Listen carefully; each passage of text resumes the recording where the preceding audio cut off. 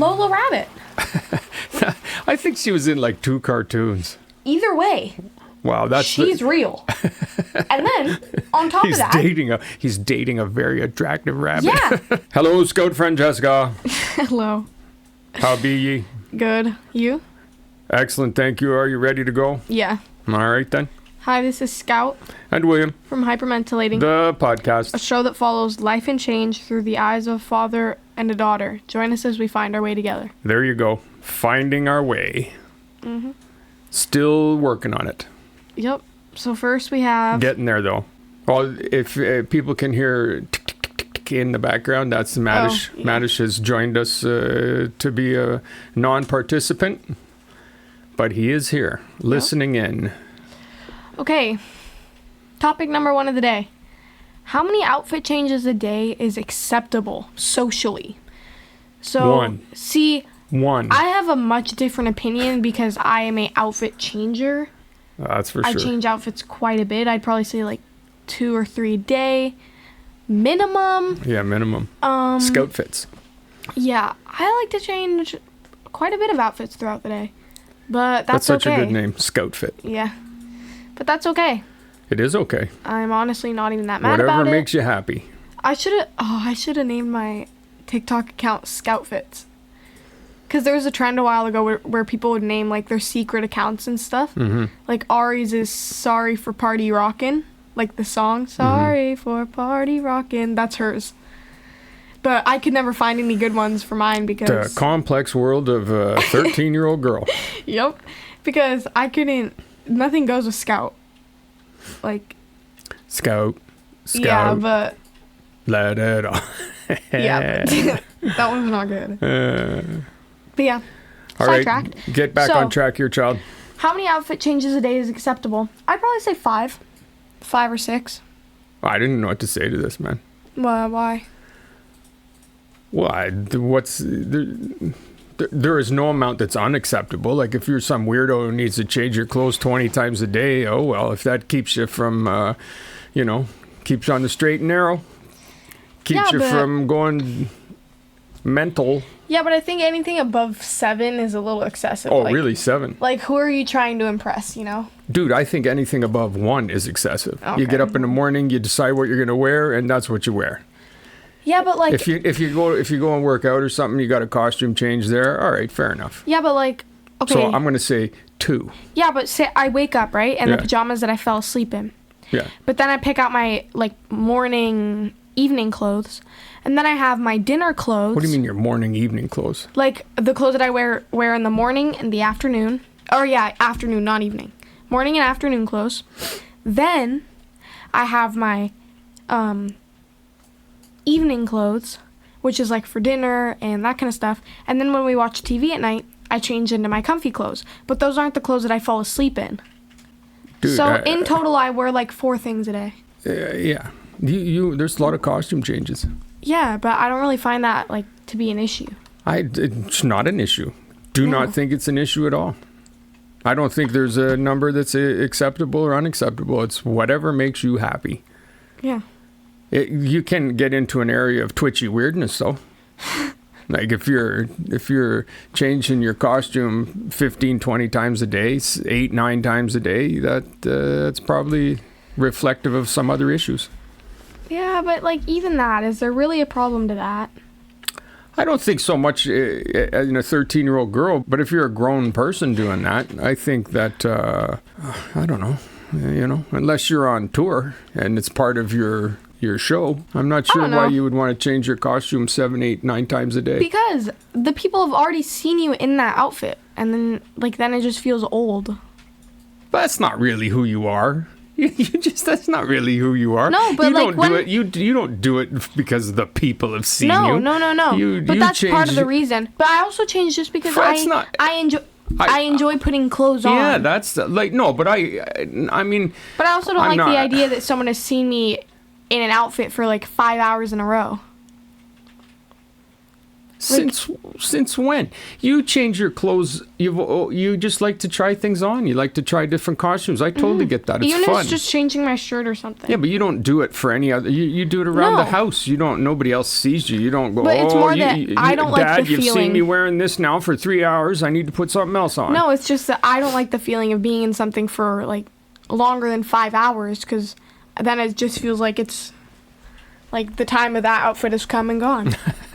Well, fair enough. The only part I was like the part where you said something about people have seen me for too long in this thing. I don't feel like that's your personality at all. I don't feel like you care at all. You go out in the same costume 2-3 days in a row if that's what you feel like wearing. I've seen you do that. But the thing is that even throughout that day, I change into another outfit. No, but I'm just clarifying. Like, you do go out with the same people in the same costume on the regular if that's the thing you feel like wearing and you're comfortable in. You're not thinking, oh, they've seen me in this the other day. That's kind of what you're implying, and I just felt like that's not really who you are.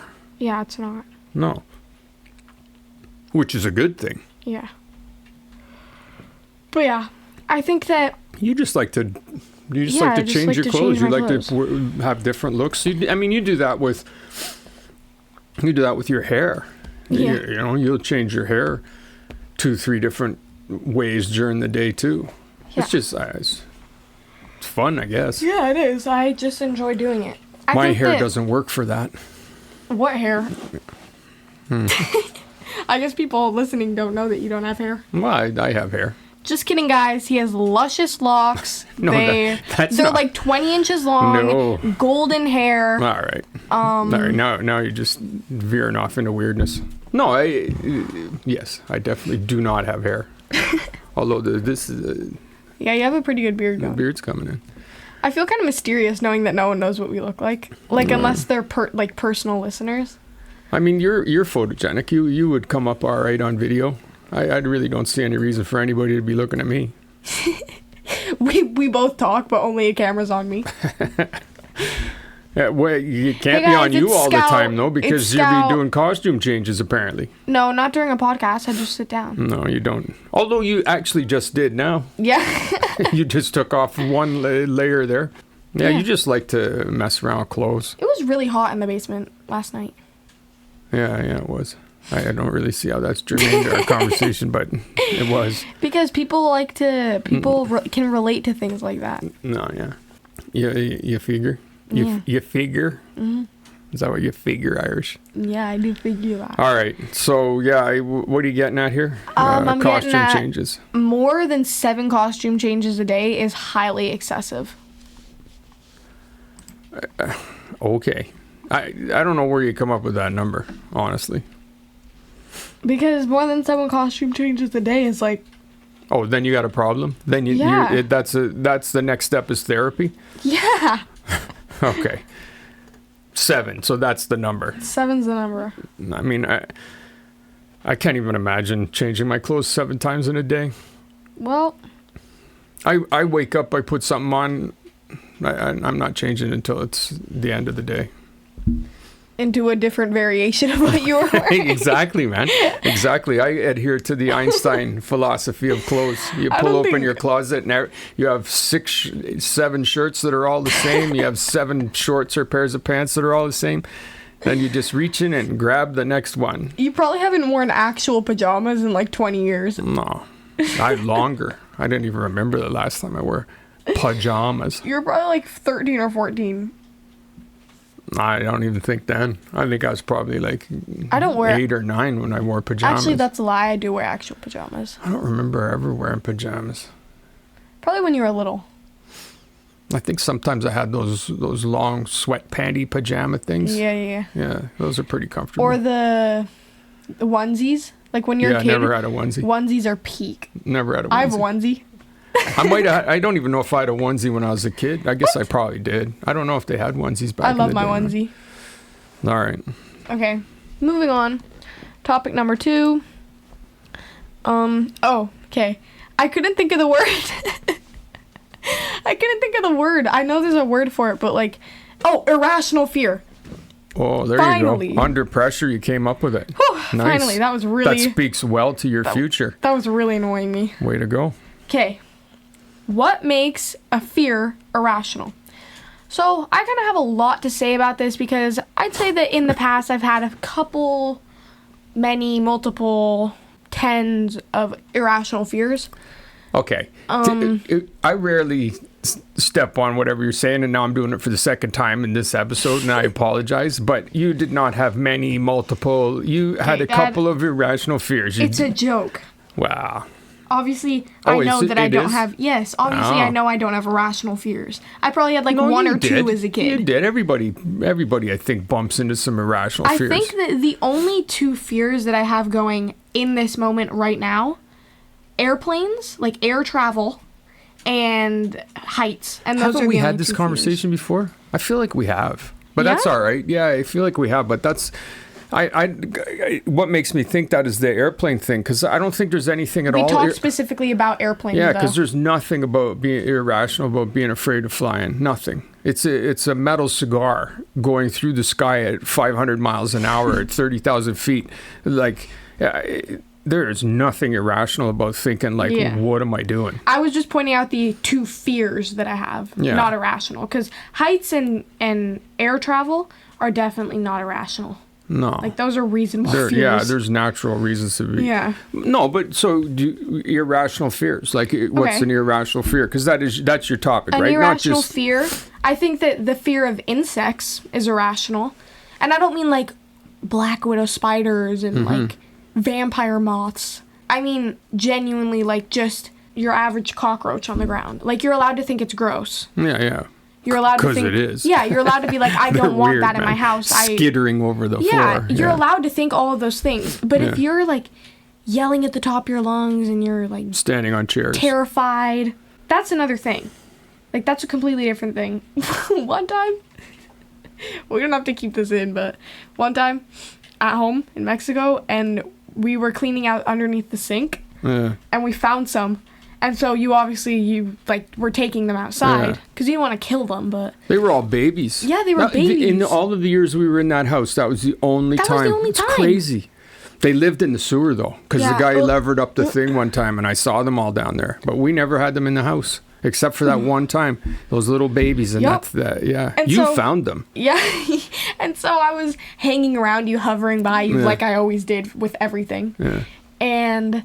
you were like, hey, we're going to take them outside now. And you didn't realize that I'd followed you outside. And you had them in a bucket with water. Yeah. And they were just crawling in there.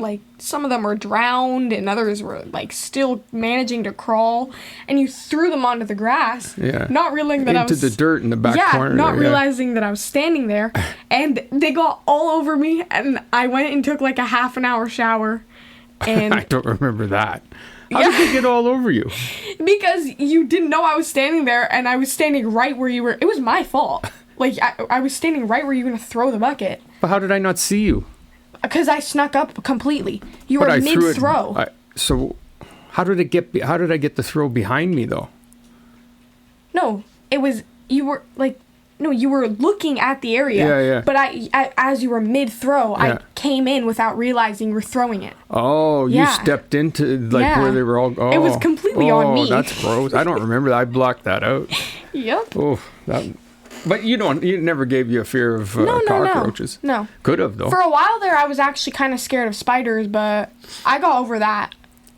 I don't like spiders. I think they're horrible. You weren't when you were younger, though. They didn't bother you at all. And then for some reason, you decided you were afraid of them for a while. Yeah, and then after that, I was scared of them. Yeah, but it was really a decision you made because when you were little, you would look at them and poke a web. They didn't bother you at all. And then it was like somebody...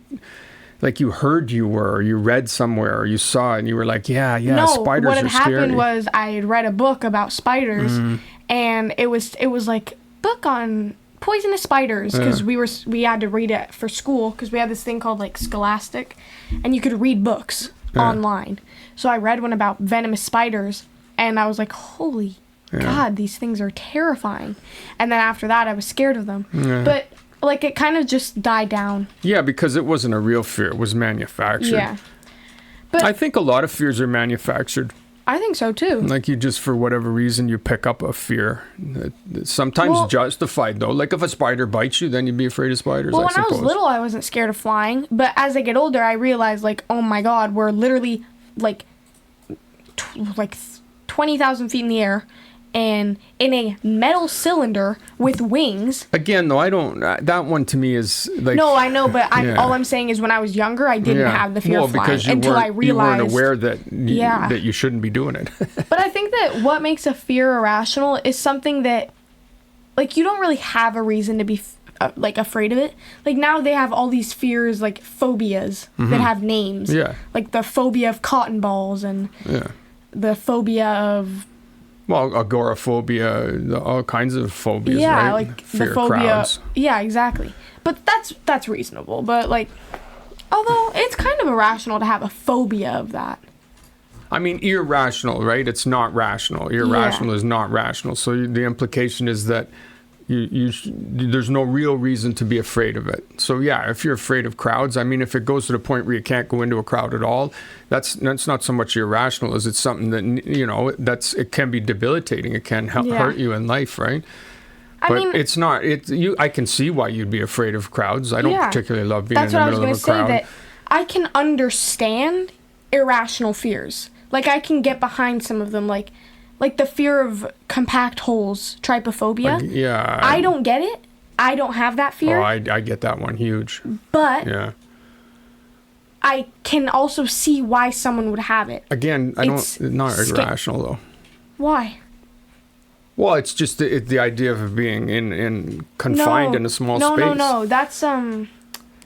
That's valid. That's completely valid. So what are you saying? Just like the fear of holes, tiny holes put together. Yeah, that one's. I don't get it. I don't have that fear. No. But I can understand why it might freak someone out. I have trouble understanding that one. I guess that's the wrong way. That one, to me, that one does come into irrational.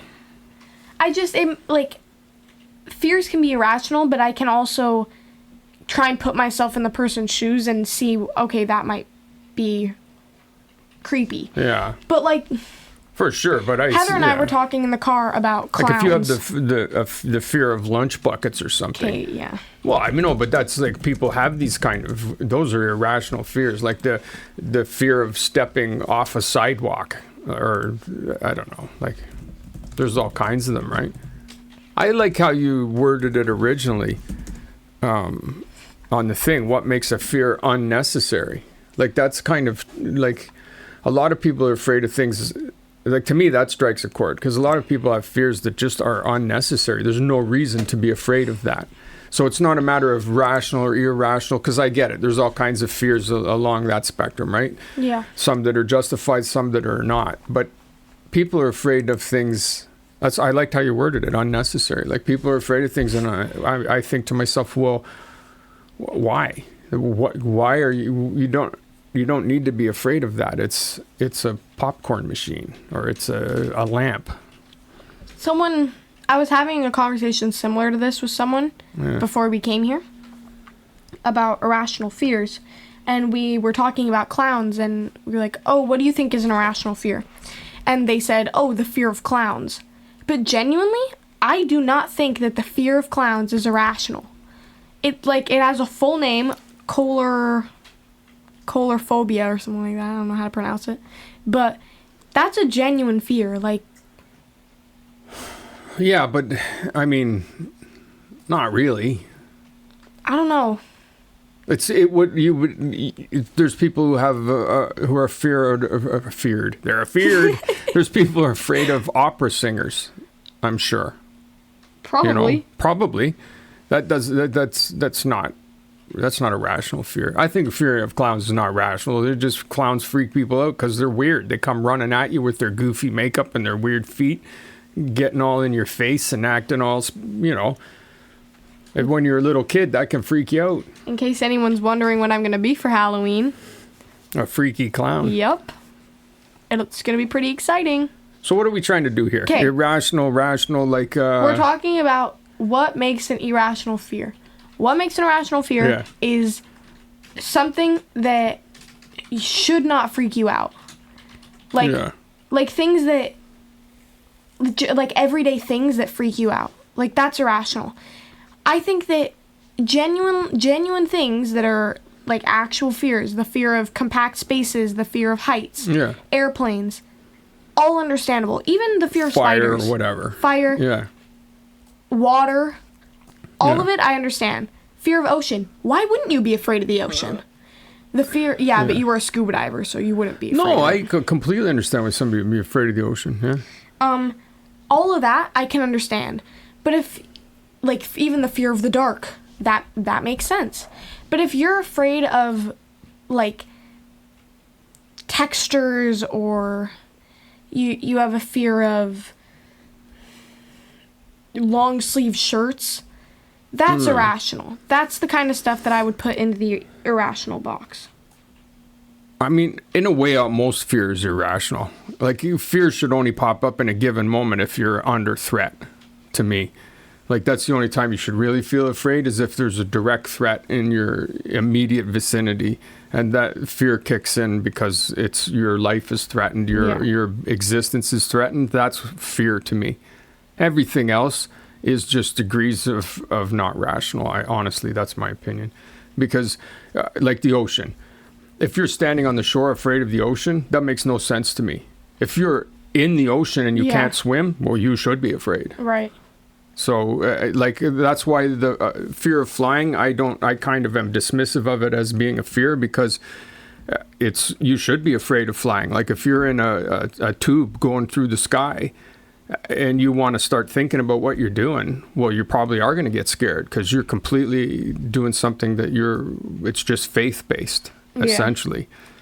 So being afraid, I understand that completely. That's an immediate threat that can be recognized. I haven't been to the beach in so long that I forgot.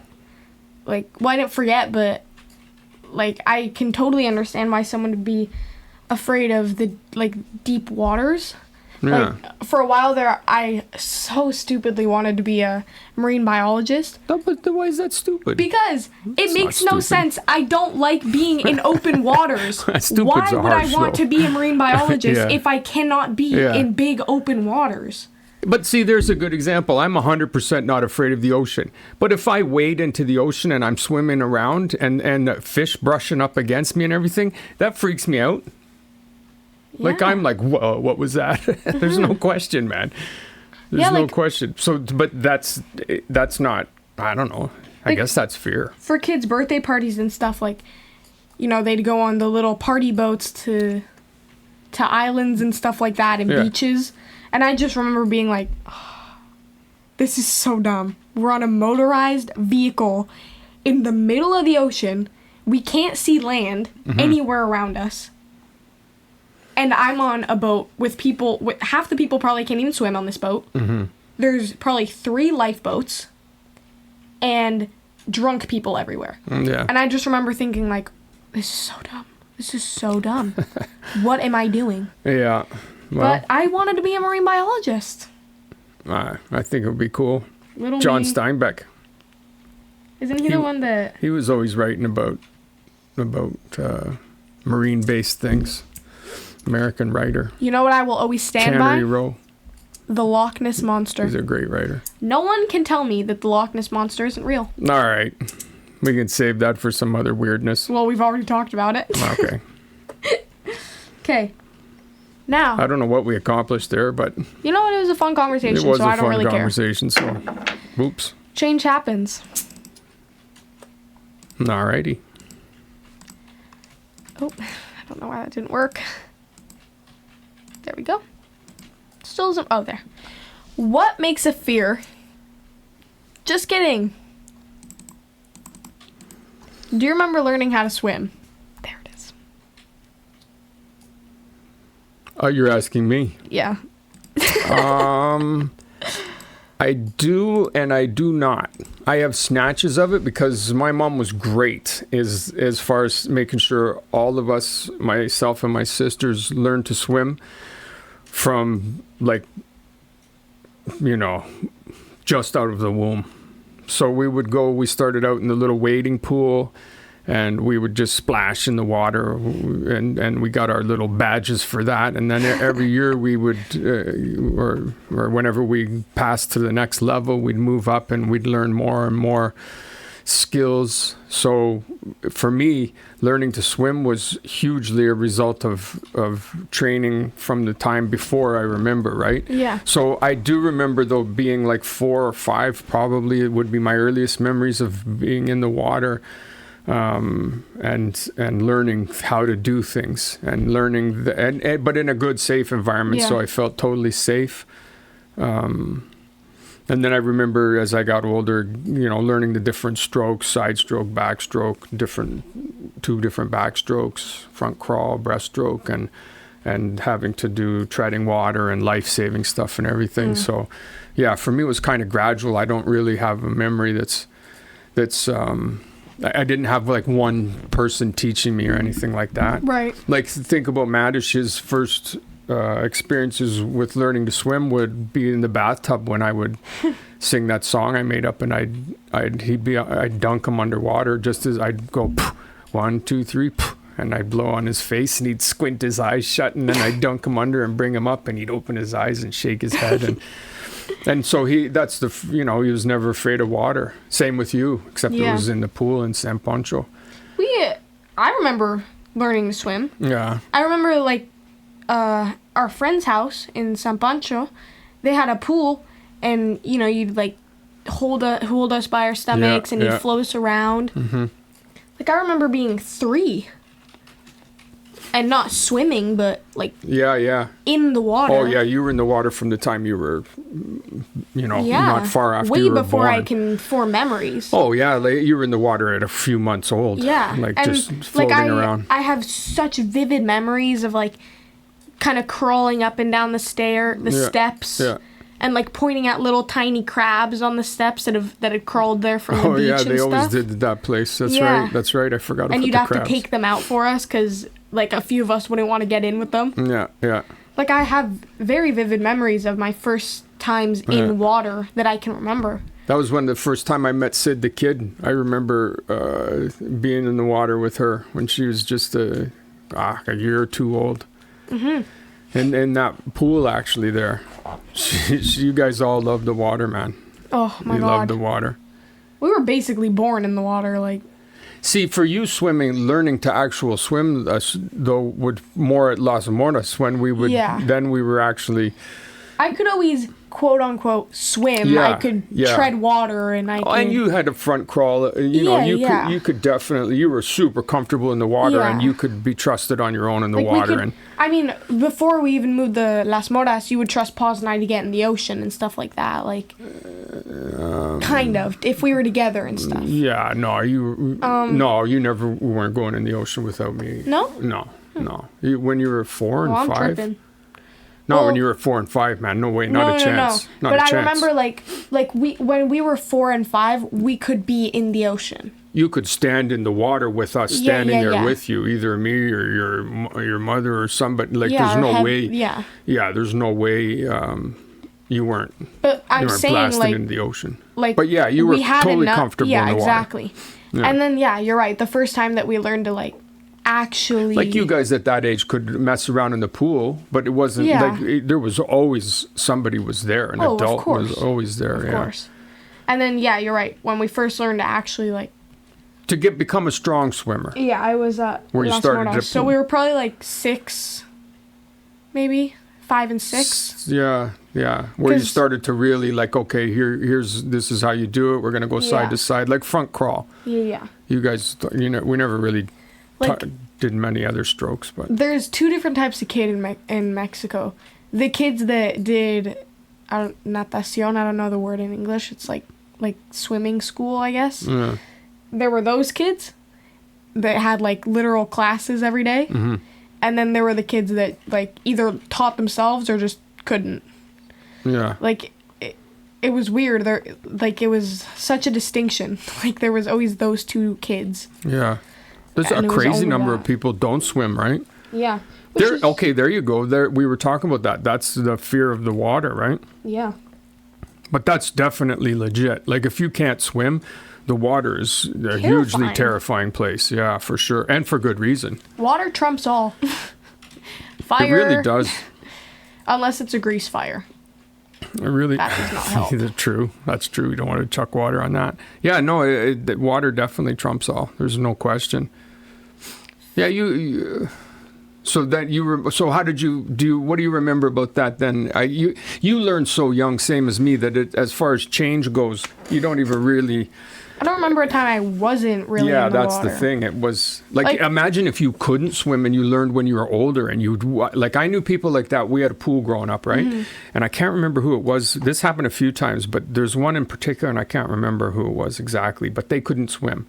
And we were 14, 15 or something, a friend, right? Yeah. And so scared of the water, scared of the pool. And I remember helping them to get comfortable in the pool. And I remember how excited they were when they weren't as scared, when they realized, okay, I can get in here and I'm not going to die. I can dog paddle, I can tread water. I got enough to get to the shallow end over there and I can have fun in this pool and fun in this water. I remember that because that's a really cool thing. So imagine if you were the change that would evoke in a person, right? To at an older age to go from a fear and to overcome your fear. That would be amazing. Yeah, like I remember standing with Madish, Sampancho, like sitting with each other and building sandcastles and putting sand on each other's heads and stuff. Like as soon as I could form memories. Yeah. Like, oh no, you guys. I have memories of like looking at the water and sunsets and stuff like that. Yeah, for sure. And you guys would go and play down by the water, and you know, we were keeping an eye on you, and you dip your toes and run away from the tide as it came in and out, and I mean you guys for sure were brought up to not fear the water, and were not afraid of the water, and to be comfortable around the water. The shallow end. The shallow end of the ocean. That's right, Irish. The shallow end. I don't love the deep end, but the shallow end I don't mind. But yeah. I can't really remember a time I wasn't in the water. But I'd say first time I have memories of learning how to swim and being in the water. Mm-hmm. Probably 3. Yeah. Maybe like 2.5 even, but yeah, I'd say around then. Yeah, for me probably the same, 4 or 5, just being comfortable in the water. Yep. Okay. Next we have my weirdness. This one's kind of a hot take, if I'm going to be totally honest, because it's kind of strange. Like, I don't think many people would agree with this, but my weirdness is cartoons. Because when you really think about it, like, people are drawing little people and animating them to do the strangest things. Like take Bugs Bunny. Like, we're animating a bunny, making him talk, making him walk. He has human anatomy.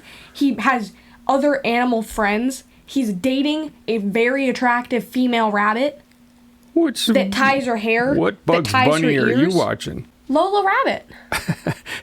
I think she was in like 2 cartoons. Either way. Wow, she's real. And then on top of that, he's dating a very attractive rabbit. Yeah, who has female anatomy. And then on top of that, you're making things like pianos fall on their head. They can play instruments. What? And they're not realistic in any kind of way. But then every once in a while, they'll throw something in that's hyper-realistic. They're kind of realistic. And then you have things like SpongeBob. Who was high when they wrote that? Well, who? For sure, all of the people. Because you're telling me... literally all of the people. You're making a TV show about a yellow ocean sponge that lives in a pineapple under the sea. His best friend is a pink star named Patrick. So what's your weirdness here? Cartoons. Just everything about them.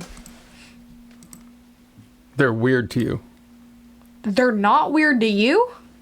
I don't know. I grew up on cartoons, man. So did I. They're not. How are they weird? Madish and I's favorite show was Mr. Bean. Oh, are they any weirder than Tim Burton's World? We just finished watching Wednesday. No, it's not. It's not. And you know what? One day Tim Burton will probably be on one of my weirdnesses. Oh, he could easily be on all of them. But all I'm saying is... How are cartoons weird? Tell me how they're weird. The concept of cartoons is just strange. What? Fake people, about it? Fake things They're talking, they're animated, they live in unrealistic things, they drive unrealistic things. Isn't it just an extension of the first time we chucked up a weird red-brown colored handprint on a cave wall? Like, it's just an extension of expressing our desire to draw and to create the world, our world outside of us. How is it different than that, man? Because those were actual drawings. Is Toy Story weird? Yes! It's about toys that come to life and go on adventures. How is that not weird? Because that's just imagination. Imagination is weird. Sometimes. No, I don't mean that cartoons. I don't mean cartoons are weird in like the bad kind of way. I mean they're weird as in they are strange. Someone came up with the SpongeBob SquarePants idea. Oh, hey, I'm going to make a cartoon about a yellow sponge and make it an animated TV show. That's an exceptionally weird cartoon. One of my favorite cartoons growing up was called Zig and Sharko, and it was about this weird little animal that I don't even know what it was, and a shark that came out of the water. And the weird little animal was always trying to eat the mermaid, and the shark was always trying to kill the weird little animal because he was trying to eat the mermaid. What about the awesomeness of Brave? She has 3 little demon triplet brothers. So do real people have that in real life. She turns her mother into a bear. It's an imaginative tale. I'm not saying that it's bad. All I'm saying is it's weird.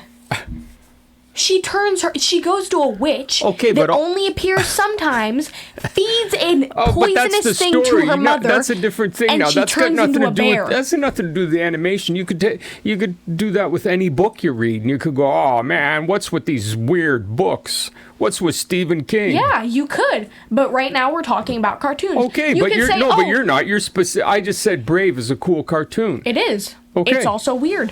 You could say, Dad, you could say something about Moana. Oh, Moana's a normal cartoon. She has a... No, but now that's not... One of the scenes is a giant crab with a shiny shell. That has nothing to do with the cartooning part of it. That's just the story of it. Yeah, everything has that. Real life movies using real people have all kinds of... We just watched a complete pile of weirdness. But the weird part isn't the story. The weird part isn't... It's the animating part. Like, someone used their brain to draw that up. Like, the animator of Mr. Bean was like, yeah, you know what? I think I could draw a crazy old lady that has a cat. How is it different than Picasso we were talking about last week, and he's doing his weird cubist stuff? I think that's weird too. So you think art is weird? Yeah, and not in a bad way. Not in a bad way at all. I think art is cool, but it's also weird. Okay, so this is a different thing. So what you're saying is that art is weird, that creating is weird. Yeah. But it's not, it's just weird because someone one day, exactly, in a cave was like, oh, I wonder what happens if I mix this pigmented rock with our drinking water and dipped my hand in it and started painting on a wall. Yeah.